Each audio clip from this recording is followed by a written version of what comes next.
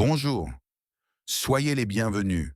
Aujourd'hui, nous allons droit au but avec 8 leçons bibliques du livre des Proverbes pour s'enrichir et prospérer. La Bible n'est pas seulement sur la foi, mais aussi sur la sagesse pratique pour tous les domaines de la vie, y compris la finance. Si vous aimez, laissez votre like et inscrivez-vous pour ne pas manquer les prochaines vidéos. Leçon 1. Diligence. Proverbe 10.4.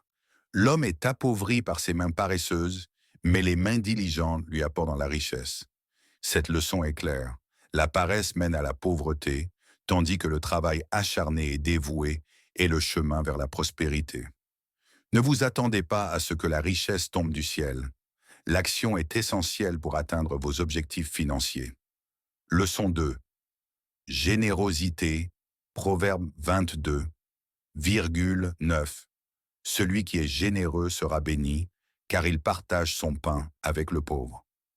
La générosité n'est pas seulement un acte de bonté, mais aussi un principe biblique pour la prospérité. En aidant les autres avec ce que vous avez, vous faites de la place pour recevoir plus de bénédictions dans votre propre vie. Leçon 3. Augmentation par don. Proverbe 11, 24 à 25. Il y a ceux qui donnent généreusement et voient leur richesse augmenter. D'autres retiennent ce qu'ils devraient donner et tombent dans la pauvreté. Le généreux prospérera. Celui qui soulage les autres recevra du réconfort. Ce proverbe renforce l'importance du don. Contrairement à la logique immédiate, donner avec générosité ne diminue pas, mais peut augmenter sa richesse. L'attitude de bénir les autres apporte des bénédictions. Leçon 4. Sagesse sur l'argent. Proverbe 17,16.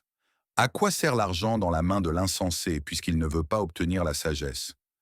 Avoir de l'argent sans sagesse pour le gérer et l'investir intelligemment est inutile. Rechercher des connaissances financières et apprendre à prendre de sages décisions avec votre argent est crucial pour construire une richesse durable. Consultez le lien vers mon cours dans la description pour vous aider dans ce voyage. Leçon 5. Les bonnes compagnies. Proverbe 23, 19 à 21. Écoute mon fils et sois sage. Guide ton cœur dans le bon chemin. Ne marche pas avec ceux qui sont trempés de vin, ni avec ceux qui se remplissent de chair.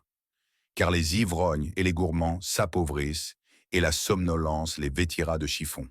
Les personnes avec lesquelles vous vous associez ont une grande influence sur votre vie.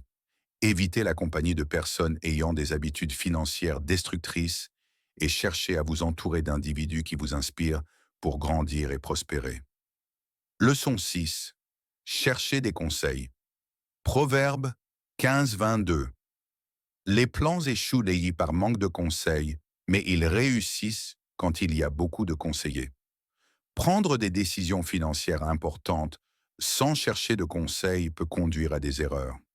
Consultez des personnes expérimentées et sages avant de prendre des décisions qui pourraient avoir un impact sur vos finances. Leçon 7.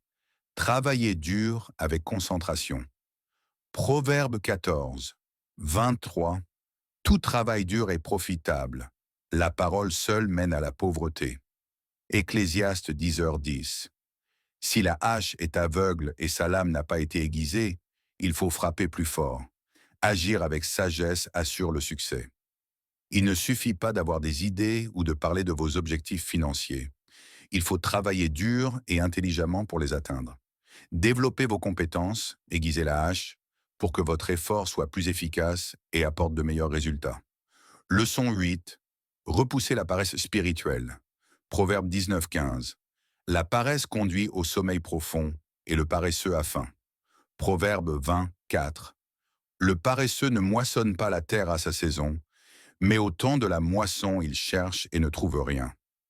La paresse, tant physique que mentale et spirituelle, le manque de volonté d'apprendre et de grandir, empêche la prospérité. Soyez toujours prêt à apprendre, à agir et à vous développer pour récolter les fruits de l'abondance. Pour vous aider à garder l'esprit concentré, écoutez ma méditation pour parler avec Dieu pendant le sommeil, lien dans la description. Ces leçons vous ont-elles été utiles? Si oui, aimez-les et partagez cette vidéo. Et n'oubliez pas de vous abonner à la chaîne pour suivre la suite de cette série avec des enseignements plus puissants de la Bible pour votre vie financière.